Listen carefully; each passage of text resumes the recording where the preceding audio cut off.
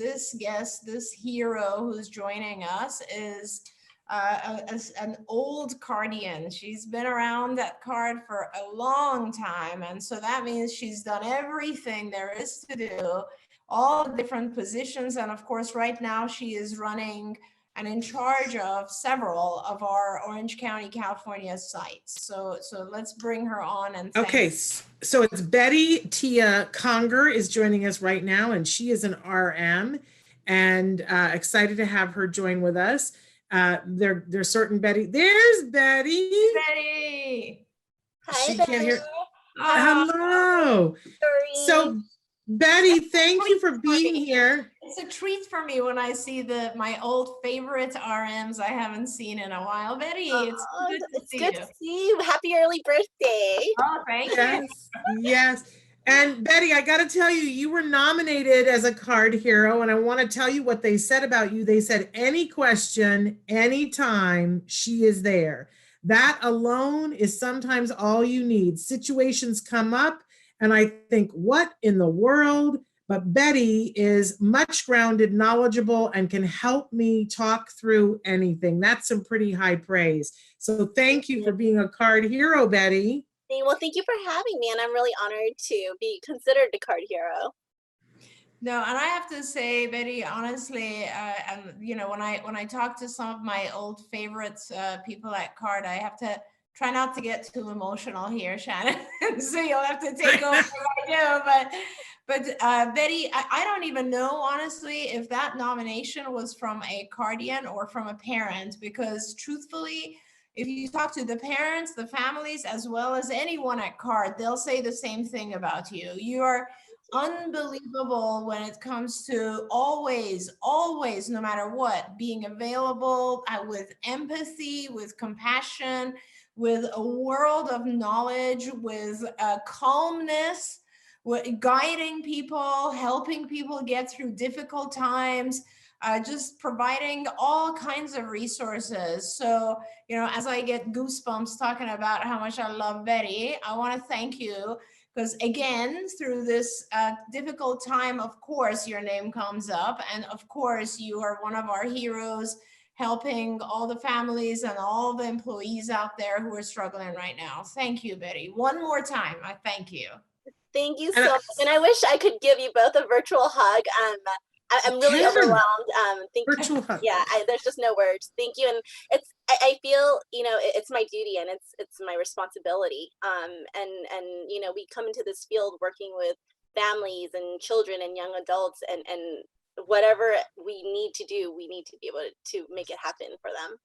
Well, somebody has written in, one of your former parents, and they say, OMG, the best person ever. She was my supervisor. They said to tell her that they miss her. They put their name in there, but I can't say that on the air. But they said to let you know that, and we'll tell you later who it is that misses you. Well, probably everyone that's ever met you misses you. Thank you. Everyone who sees this show is going to say the same thing, Betty. And how are you juggling things? Because I know you are a mom of young kids as well. How are you handling life yourself? Just staying focused, and that's a skill that I've learned at my time at card.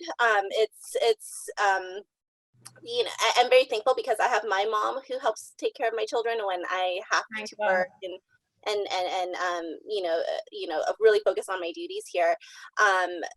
But yeah, I mean, I feel, you know, I take it day by day, I take it moment by moment, and whatever the priority is at that time is what I need to do. And it's just, I don't even really know how to describe it. You kind of just operate, you function with chaos, but you get so used to it that it just becomes a norm for you.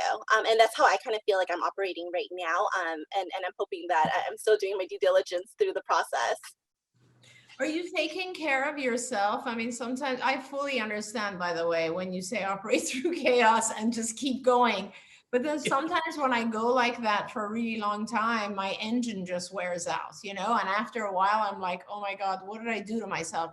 So are you doing okay? And are you coping? And like, this is all new to everyone. You know, are you hanging in there?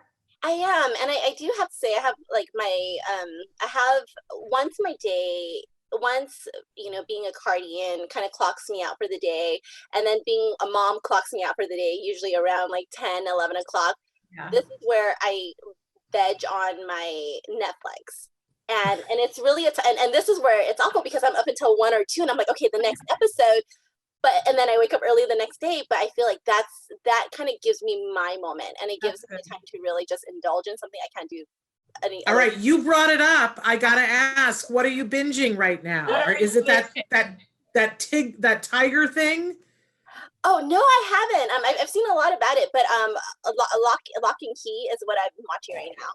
Oh, okay. So do you know the Kobe Bird who plays the boy Rufus in Lock and Key? No, I don't know. Oh, I mean, I know Rufus, but that is a young actor who is on the spectrum, who's playing the role of the boy on the spectrum, and he's been on the show. He's hosted stuff for us. Oh, that's amazing. That's amazing.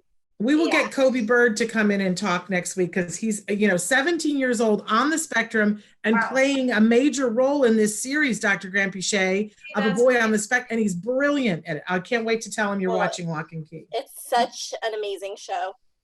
It is. It's so fun. And it's been renewed for season 2. Yes, I'm excited for that. I get totally off kilter here. But Betty, you're a hero and you deserve to have Lock and Key at night. Thank you. Thank you. Get enough sleep. We want you to get enough sleep too.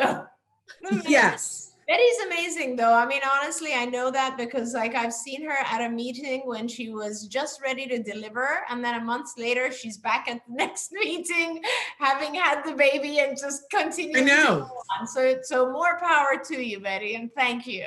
Well, thank you.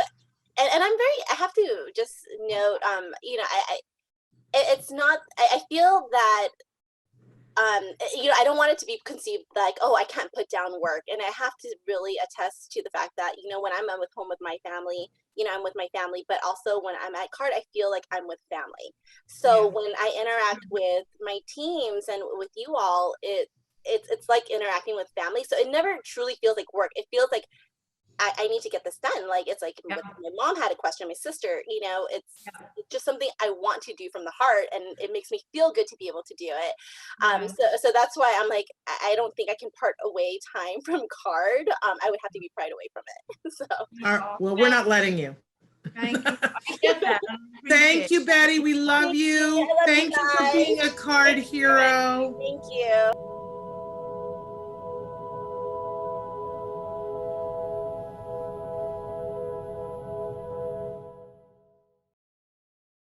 Hey, thanks for watching Autism Live. To subscribe, click here.